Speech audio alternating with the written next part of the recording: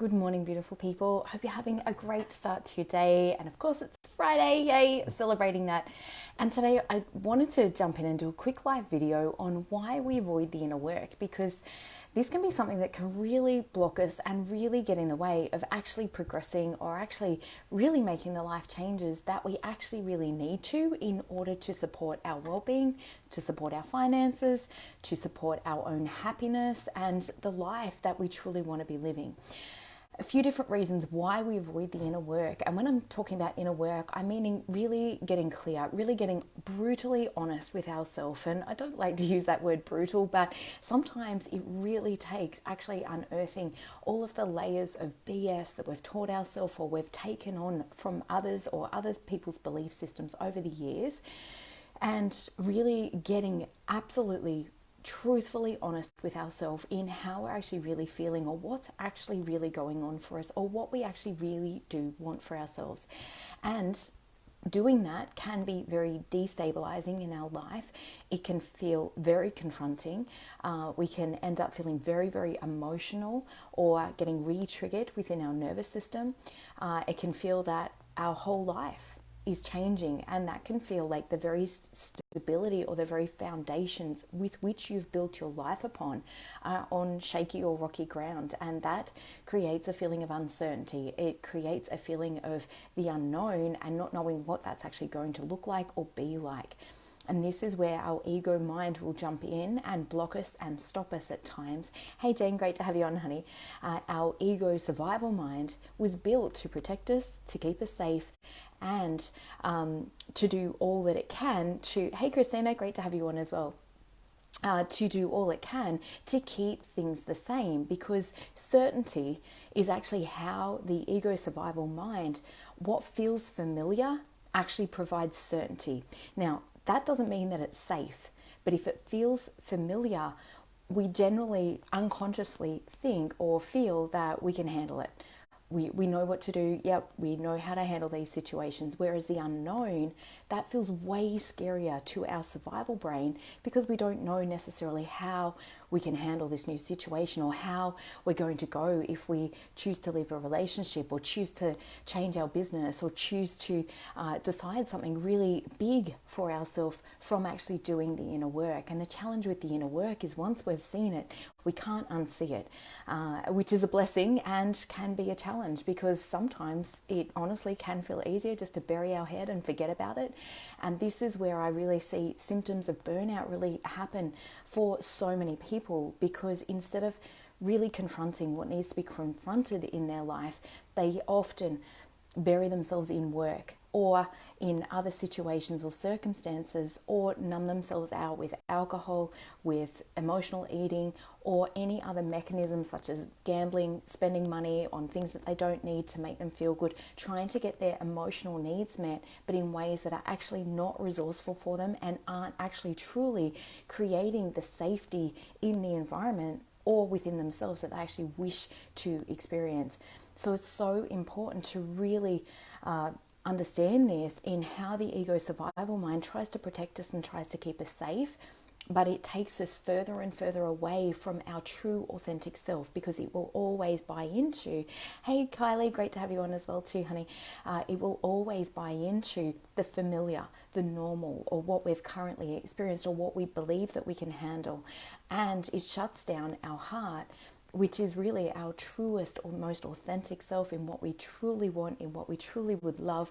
And if we think that we're going to upset people, we're going to rock the boat, it's going to be confronting, or there's going to be conflict as a result of it, our ego survival mind will be like, we're not doing that, no way. And it will try and shut you down and not move forward. And so it does take a lot of courage to actually really sit with our truth, and sometimes it's also about building our own levels of capacity.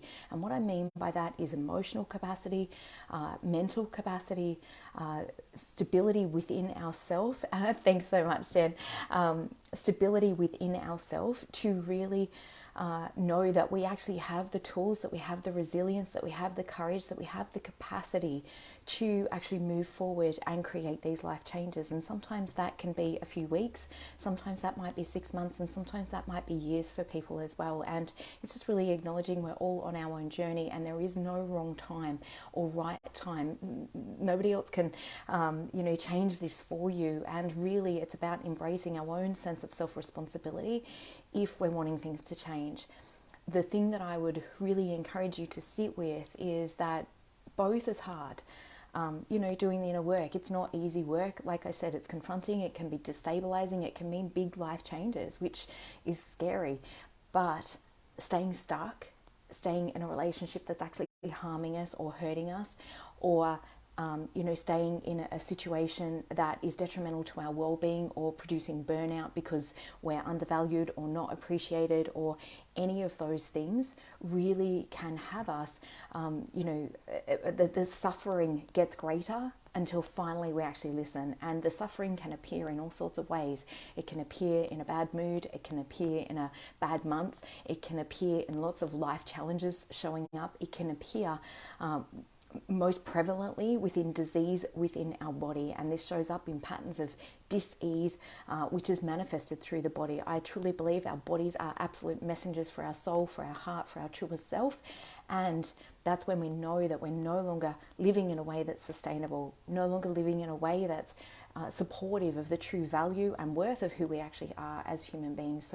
So important to remember that we are all responsible for ourselves. We're the only one that can actually truly decide what we want and what we don't want. And the challenge with that also is that through those particular circumstances that we might have lived through or are currently still going through, sometimes that can erode our sense of self-value, our sense of self-esteem, our sense of self-love, where we can feel that maybe we don't deserve the better life or the new thing or more wealth or a greater relationship or just a sense of well-being and a sense of safety in our life as well. Sometimes we can have limiting beliefs such as it's all my fault or I'm the one to blame that keep us locked into these situations. And this is where working with an expert, working with somebody that's done their own inner work, that continues to do their own inner work, is also really, really important. And having that resonance with that particular person is also super, super important.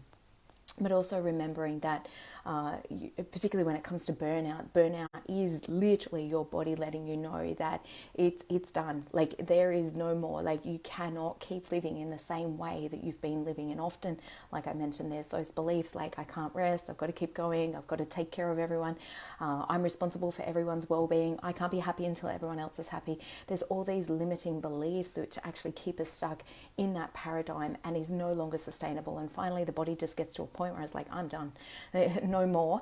Things actually have to really, really change. And often we won't make those changes until the pain, until the consequences get so big in our life, such as a major illness or even a terminal illness or something else going on in our life where it shocks us almost into waking up or actually really needing to confront that. And you do not have to wait until it gets to that point. So it's just really important to remember that at any point you can choose to get really honest, really clear in what is right for you, what's no longer a good fit for you, and actually start to move towards making those life choices. And if you feel guided to working with somebody that truly resonates with you, that can really support you in that journey, that knows the pitfalls, that knows the obstacles, and also knows the pathway in how to navigate those things as well. Because as I mentioned, sometimes it can be confronting, it can be destabilizing, and it can mean making big life choices or big life changes, which are scary. That can be stepping into the unknown and into a place of uncertainty, which our ego mind hates. So lots of love to you all. I hope that's been really valuable.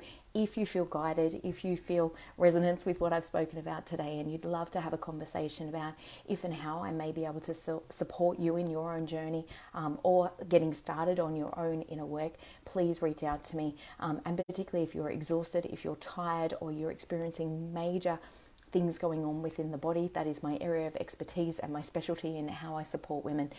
Please reach out to me, send me a DM, and we can book in a time to have a quick chat and see where you're currently, or what you're currently experiencing in life, and how I might be able to support you with that. So have an amazing rest of your day, ladies, and wishing you all an amazing weekend as well. Bye for now.